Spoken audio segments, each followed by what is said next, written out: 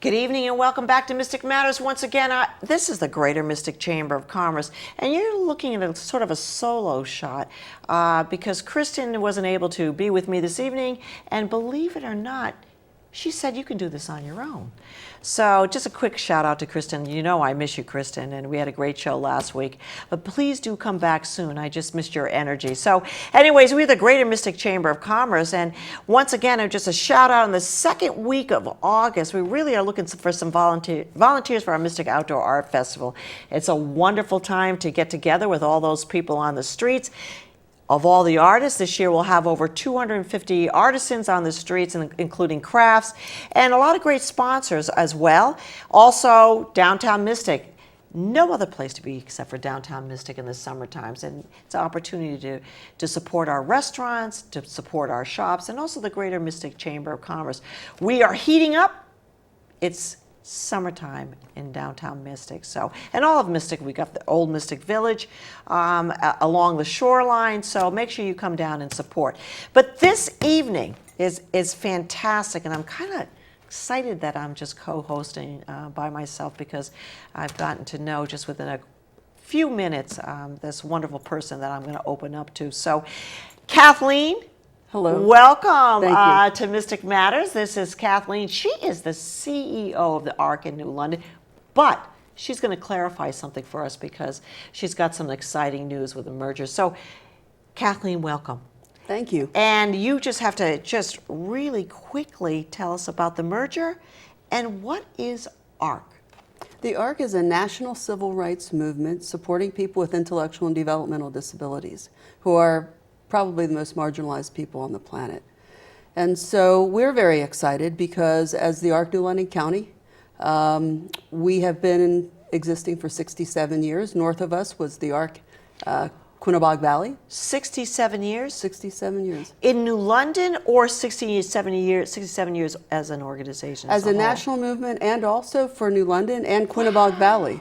Wow. So, really 67 years ago, parents were finding their children were not welcome in the public schools. Yes. They knew their kids could learn, and they really wanted to do something about it. So they passed a hat, collected about $10 to create an educational program for their children. And out of that is now, the national movement of the ARC. And, we've gotten kids integrated into schools. We've got a long way to go. Unfortunately, the marginalization is really very real. But our merger was basically just Quinnebog and New London thinking that we would be stronger if we worked together. Right, stronger, but a bigger partnership. A bigger partnership, and also, Eastern Connecticut has kind of the same challenges. We're rural by and large.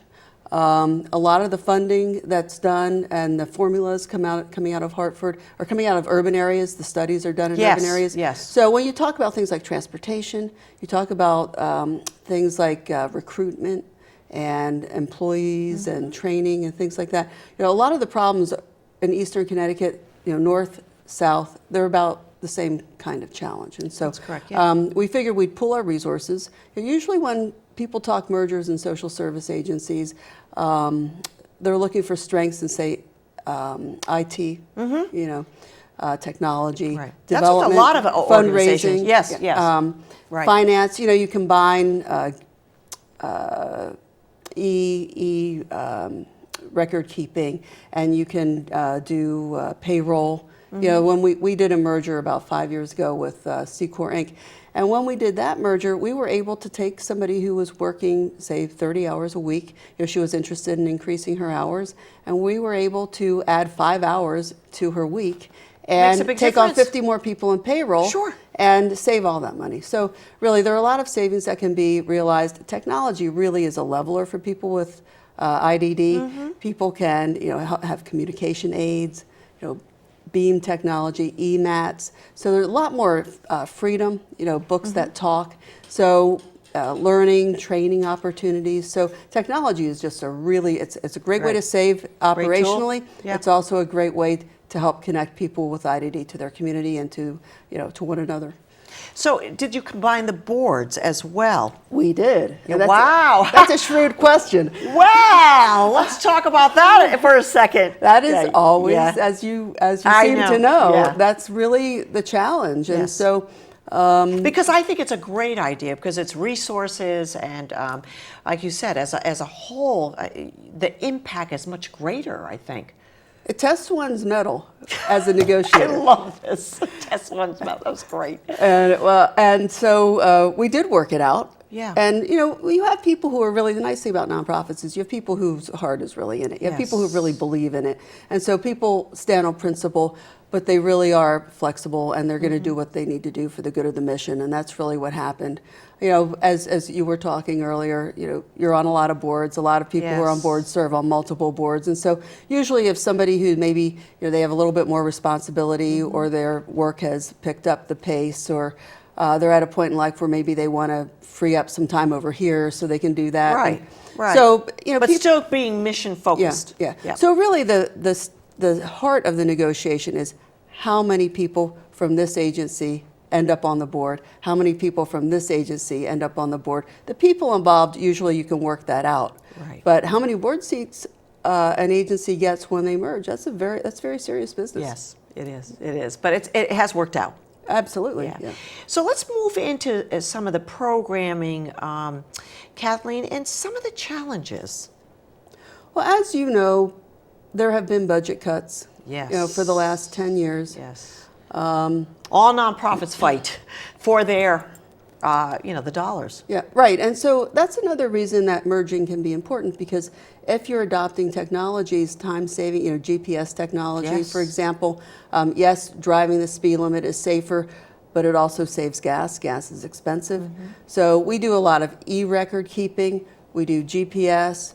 We manage our overtime very carefully. We've put about $1 million into technology in the last 10 years. And that's kind of unheard of for a nonprofit, but everything we save in mergers, we absolutely convert it to technology investment. And so we are very efficient and very effective. Our quality service review scores are very high. And we've got an incredible team. I'm very fortunate. I have one of the most talented teams, I think, out there. Kathleen, how long have you been with the organization? 10 years. 10 years. That's a long time. You really love what you do. So tell us a little bit about the services. Well, we're what's called a full service agency. We do everything from helping people find homes, apartments. As a part of our last strategic plan, we went to a concierge type service.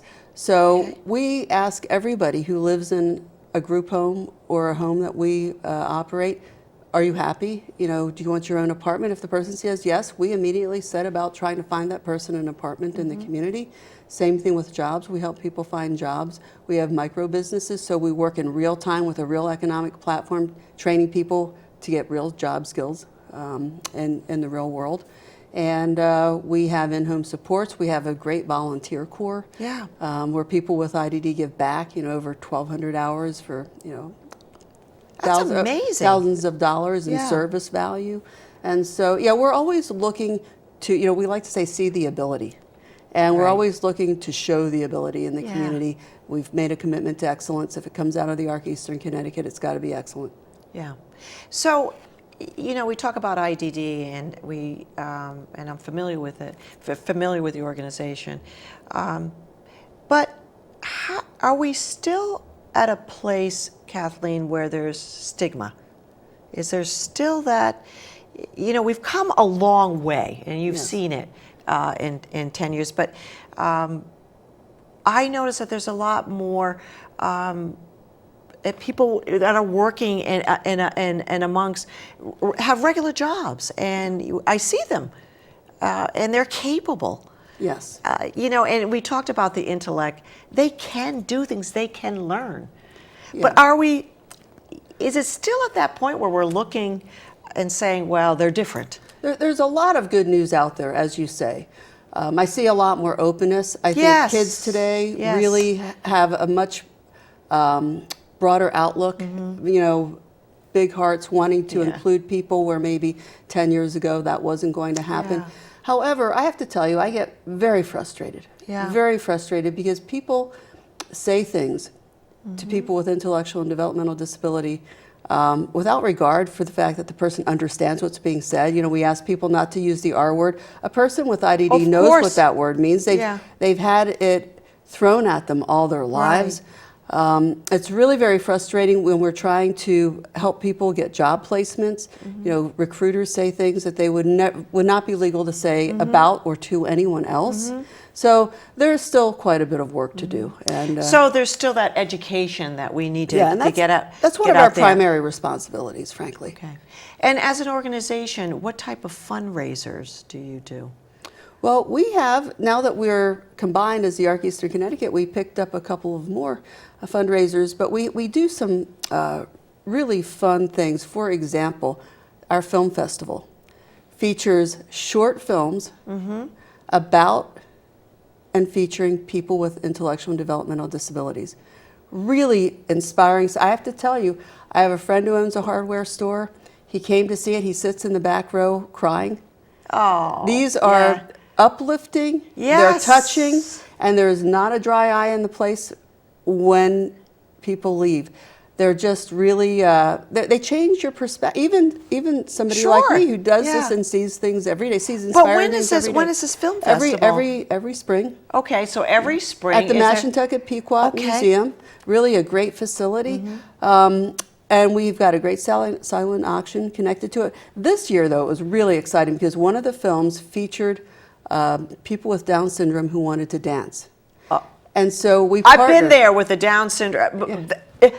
Let me tell you, they can dance. People can dance. If you've got a heart, you're breathing, you can dance. I can't dance.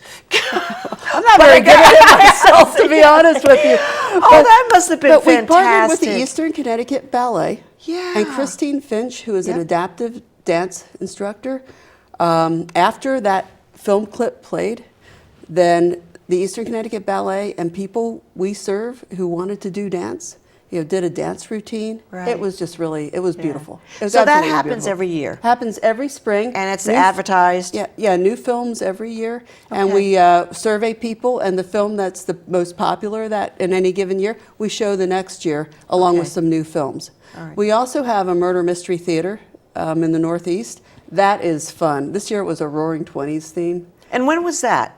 That also is in spring. Okay, so I'm trying to get us, so people that are following along, that these are on your calendar. Yeah, well, and we thought we might have to eliminate one of the fundraisers or do them every other year, but both fundraisers were so successful this year that the team said, let's keep doing this. Let's keep doing, we had one of them sold out, one of them broke a record for ticket sales. And where is this? Where is this film? I mean, it's at event? Connecticut National Golf Club. Okay. All right. That's the Murder Mystery Theater. So I'm not sure what the theme for next year is going to be, but people are weighing in. We've got a golf tournament coming up in June, the Gardner Golf Tournament. And that also is at Connecticut National. And then we have the Strides Road Race, which is Right. one of the oldest road races in the state. Yeah.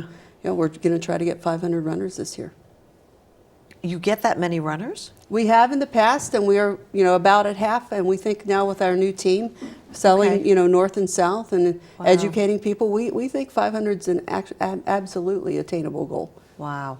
So I've, the best part of hosting a show, I'm going to tell you, is when the guests bring you gifts. So, Frank, you see what I have here. Yes, you too. You do see what I have here. We need to talk about these chocolate chip cookies. And by the way, the best logo for the Ark. I absolutely love this logo for the Ark. But I need to talk about this. There's a need here. Oh, okay. absolutely. So tell us a little bit about these chocolate chips. Well, we had talked about the fact that, employers are allowed to pay people with intellectual and developmental disabilities sub-minimum wage. And Yes. the ARC Eastern Connecticut has made a commitment to pay minimum wage. And so, yes, we did want to train people in micro businesses in real time on a real economic platform. But we really wanted to change the world and prove that a company can profit and pay minimum wage. And so we commit, as I said, to excellence, and we set out, we had an industrial kitchen built with an earmark.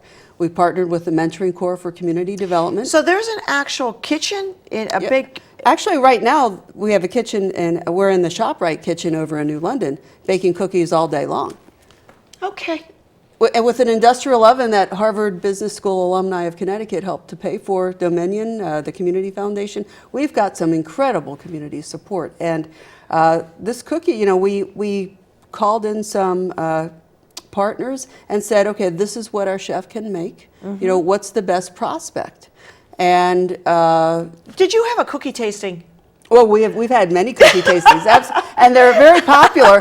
So our mentors. I think that should be, Kathleen, the fundraiser. Let's go Absolutely. a cookie taste, okay? I think that should be the fundraiser. Well, we sell a lot of cookies. I will tell you that. When we do sampling, we have an almost 100% conversion rate. I think we do have a 100% Oh conversion my rate. gosh. So you know, we looked at all the things Yeah. we could make, and our mentors, you know, went out to snack manufacturers, and they said your best bet is the cookie. And so, you know, this is a package designed by a national package designer. We had a national focus group. ShopRite was incredibly instrumental in helping us bring this to market.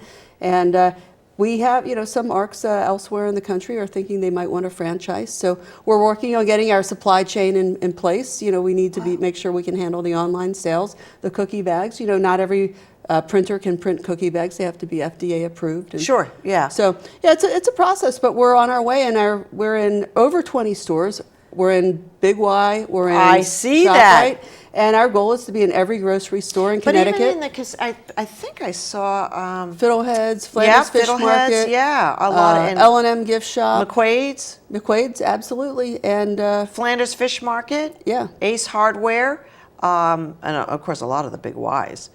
Wow, this is fantastic. So whose idea was this? Or is that a combination? Well, my board charged me with bringing in revenue streams, and if you're going to be moving outside of your traditional tasks as your mission has laid them out, you know, you have to be careful about scope and scale. Is it within the scope and scale of your original mission? Right. So we needed to be careful that we did something that was closely aligned. We wanted to sell something that people wanted to buy.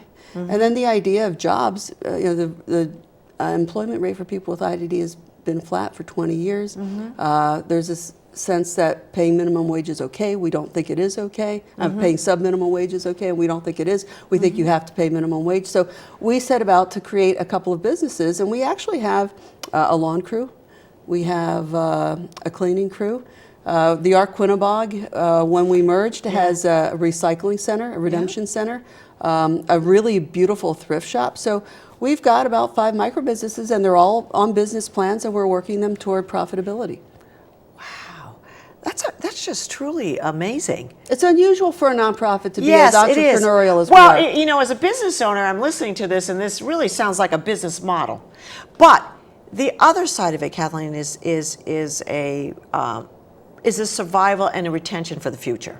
Yes. So you have to look at the future and say, where is the ARC going to be 10 to 20 years from now? And You the future, survived. yeah, the future isn't going to look like the past. And we have a Exactly, visionary yeah. board, and that was something that they set out right. You know, what are we going to do, and how's the future going to look? And, Right. so that was part of the recruitment strategy, and we are very big on strategic planning. Yeah. And it's one of the reasons that other agencies are attracted to us when you're talking partnership. Right, because they see the vision, and they also see the financial platform, and I think that's huge. So, the Kathleen Stauffer 10 years ago to now, how has she changed with the organization? She's learned a lot. Oh, She yeah. walked into the ARC with 30 years of publishing experience. And there's Well, probably the nothing reason why I about brought selling magazines I didn't know. The reason I brought this up is as we were talking about these cookies, she's miking up. She says, "Well, journalism." I'm not thinking journalism. What does that have to do with the CEO of the ARC? So Yeah. that's my Well, I question. started out as a writer and editor, and ended up getting kicked upstairs to publishing eventually, but I was a photojournalist for many years. And I always joke that I became a writer when I was 7 and wrote my first poem, and I became an editor when I turned 8, reread it, and threw it out. So you've grown, and how has the ARC grown? Well, the ARC Eastern Connecticut has grown 200%. Okay, over the since last- you've been there, I'm talking about your tenure. Well, we have a really talented team. So we have a very visionary board, as I said. How And many so, people on staff? I'm sorry. About 450. Okay, on staff. Wow. Okay. Yeah, and our universe, in terms of our service universe, the people we serve and their families combined, it's about 2,500 people. And so you That can you leverage. service? Well, not specifically one-to-one, but the families and Right, the people okay. connected with people. Yes. But we leverage that, for testimony. We leverage that for partnership. Yes. And we vote. People with IDD vote, and we try to educate people about what we do and why it's important. Yeah. And so I think we've gotten more legislatively active. I think we've gotten more pragmatic. And I didn't know anything about IDD when I started in this field. It was a very humbling Why did you apply experience. for the job? Well, I didn't. We are learning more about Kathleen and her connection with art. I had done a deal with Chelsea Groton Bank with my publishing. The publishing company I worked for wanted me to move the company from Mystic to someplace else Yes. because the building was getting sold at what's now Red 36. Oh my gosh. And so I was tasked with finding a new location. And in the process, I got to know Tom Switz, who introduced me to Duncan Stoddard, and we rented that All building over in great New London. people. Yeah, wonderful all great, people. yeah. And so at some point, And actually close friends of mine, Lolly and Duncan. Yeah. great people, Yeah. great people. And so we rented out most of that building on Bank Street for the Yes. Chelsea Groton Bank building. Yeah. And Tom Sullivan, who at the time was running the ARC, New London County, wanted to Right. retire. And Tom Kasperzak was a vice president there. Casper. I just saw him the other day. Tom's daughter, Mary, had Down Mary. syndrome. Yes, It's a Mary. beautiful story. Yeah, great story. And Tom and I became friends, and Tom decided that I should run the ARC New London County. And I said to him, Tom, you can send them my resume if you tell them I am completely unqualified for the job. But I had always thought, you get to a certain point in life, maybe, do something completely different. Sure. And I had Yeah. not thought about that. I said, I can't do that. But when I learned about how marginalized the population was, and I realized that, marketing and writing as a background, I thought maybe I could, in some small way, help to make a difference. Right. So you actually, you've grown with the ARC, but you also bought in and really like the mission. I can't imagine anything more important to spend one's life doing. It is humbling. I find so much meaning going to work every day. It was the biggest risk I've ever taken in my life. Sometimes I'm still a little surprised. My friends thought I had lost my mind. Yeah. And people thought, what's the ARC doing hiring a publisher? What are they thinking? It's a question that I had to ask because, it just, I listen quite a bit and I say, I get my questions from, I was one of the first nonprofit CEOs hired out of a for-profit background, and now it's becoming rather common. Yes, now it is.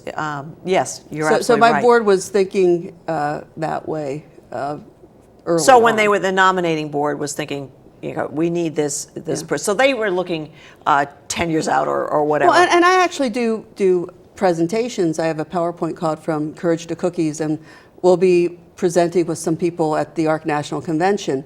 But really, it's the story of how did the board begin that process Right. of discernment.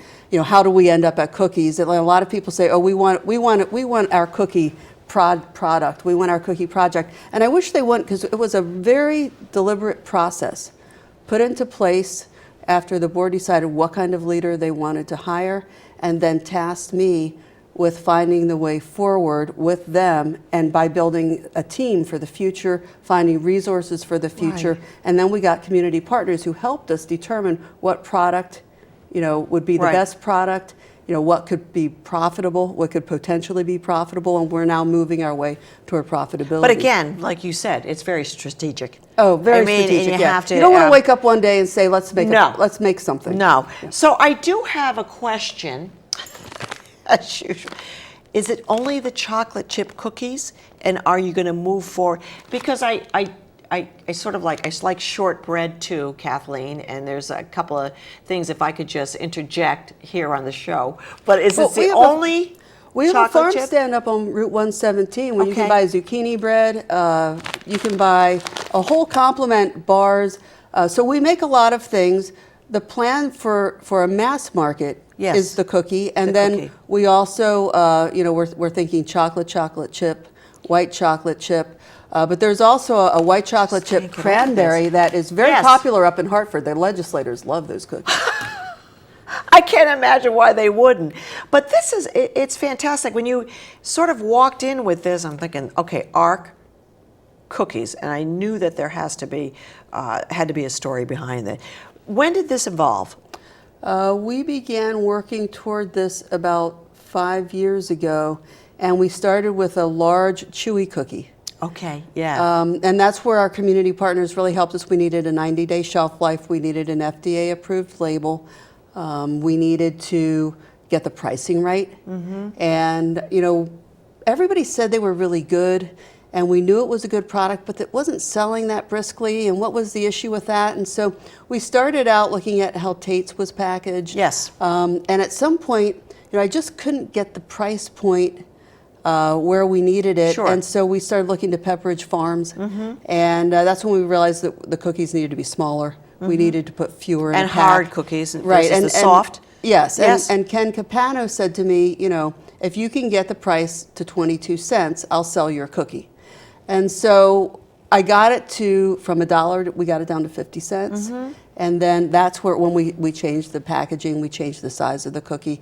And I called Ken, I said, Ken, I got it to 25 cents. I can't get it any lower, it's an all-natural cookie. He said, that's close enough. Yeah. So again, working with Ken, who obviously owns ShopRite, but working with the partnerships. Absolutely. And I think I just want to get that out there too. And it's working those partnerships too. And you do, as the CEO, you're out there and you are connecting with other resources. That's very important. They have to know your name. They have to know what you do. I'm always telling the team, nobody's done learning ever. Yes. I'm not. You're not finished learning because you're a CEO. That's No. what. Sometimes that's when the process really begins. Right. And so really, just we're always learning. We're always trying to do better, and that bottom line commitment to excellence.